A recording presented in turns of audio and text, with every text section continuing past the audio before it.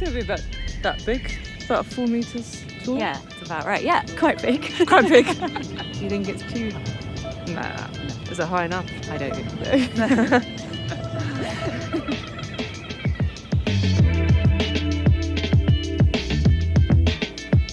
Okay, can I look at that? Should I carry on or? I'm Maria Lisagorska. I'm an architect by practice and a co-founding member of Assemble. My name is Mary Anderson and I'm a designer and partner at Assemble. So for Frieze Sculpture 2025, we're making Fibredog. It's a structure which resembles a dog-like creature. The idea of making a large-scale sculpture evoked folkloric themes to us, where things are between worlds.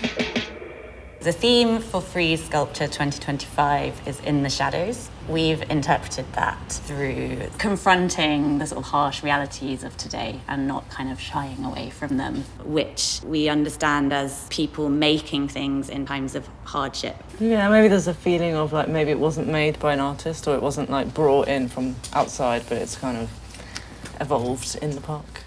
It was born. Assemble are a London-based organisation of designers, architects and artists who use design to respond to socio-economic issues of our time. There's roughly 20 members in Assemble, and we also work with a lot of other practitioners. Assemble started quite organically, like it wasn't planned at all. Like if I was to think now, like, oh, could I start a collective with 20 people? It'd be like, no way. How many members of Assemble can you name off the top of your head? Oh, okay. So there's me, there's Mary, Jane, there's Mark, Alice, Holly, Giles, Jamie, James, Anthony, there's Urgel, that's 11. Kay, Matt, Louis, Emily, Lauren, Anna, and Harry. Oh no, sorry, I forgot Harry. Assemble was founded in 2010, just doing a project together. It was started as a hobby and then became an actual practice.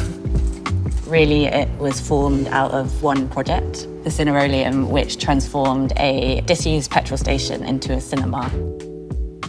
I think when we were students at architecture school, there was a lot of thinking holistically about things, you know, like thinking about the place you're in. And when you go to practice, you end up focusing on detailing toilets or whatever. There was definitely an urge to have that experience of doing a project from start to finish. And this idea of collective shared ownership felt really exciting. And so the idea is to use like architectural materials and language from like rural buildings, but in this sculpture. And I think we were drawn to working with thatch and straw and all these kind of natural fibres because you could imagine that that is material of the park. I think the connection to materials has always been quite important for us. In the early days, it was about improvising and making something out of not much. And then over the years, we kind of got more and more familiar with different supply chains and how things are made and trying to be responsible for the planet and use materials that are really good for humans. We've done a few projects now, like Atelier Lumen in France, which is all about bi-regional materials and using timber and earth and natural pigments. And it's an interest that is evolving in our practice. Yeah, and also just London park culture, where people make those like dens from wicker and... Yeah, like these things. Like those things, yeah, and it just, because the Regent's Park was a bit too tidy, and we thought it would be nice to bring a bit of that other life into central London. Mm-hmm. I think we'd like people to look closely at what the Fibredog is made from and make a connection between the park and something new that you could create from our environment.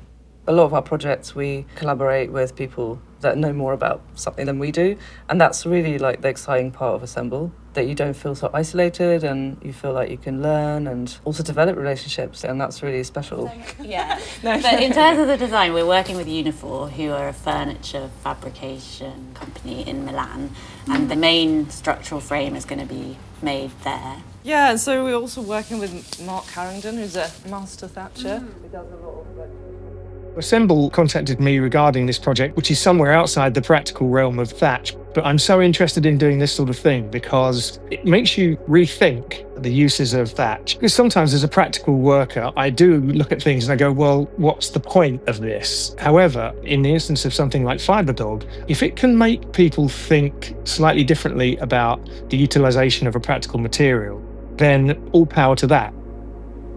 We met Unifor actually a year ago at the Royal Academy of Arts in London. I was judging the Architecture Prize that year, and Unifor were sponsoring the prize. They make beautiful furniture, but they also work a lot with architects. And then I saw that they did a pavilion in Venice, and then realized that this could be a really great collaboration for us.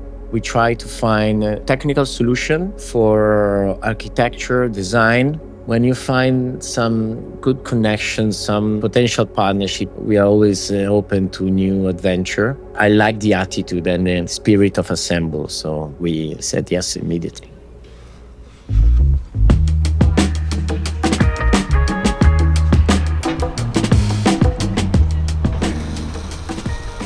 Our relationship with nature and the built environment is interesting considering where we're based. In Bow, we're right next to the A12, huge road. Then on the other side is the canal. That's a big contrast, and I think that allows us to think about that also at a bigger scale of people being in an urban place but wanting a connection to nature, and that maybe making things from natural materials is a way of bridging that gap. The site here at Leaside Yard, it's amazing because we have such a diverse kind of collection of neighbours and collaborators, designers and makers and musicians. And London's just great to participate in culture and contribute to it at the same time. That kind of closeness to other people making things allows us to think about how things are made really early on in a process, and communicating that making is important to preserve and make space for, especially in London where maker spaces are really hard to come by. You know, there's serious things about architecture and what we do every day that we have to be responsible for. But when there's an opportunity to be playful or have fun, like, why not? Fibredog, what's the point of it? I guess it's to bring joy and make people feel like London's, you know, for them, I guess.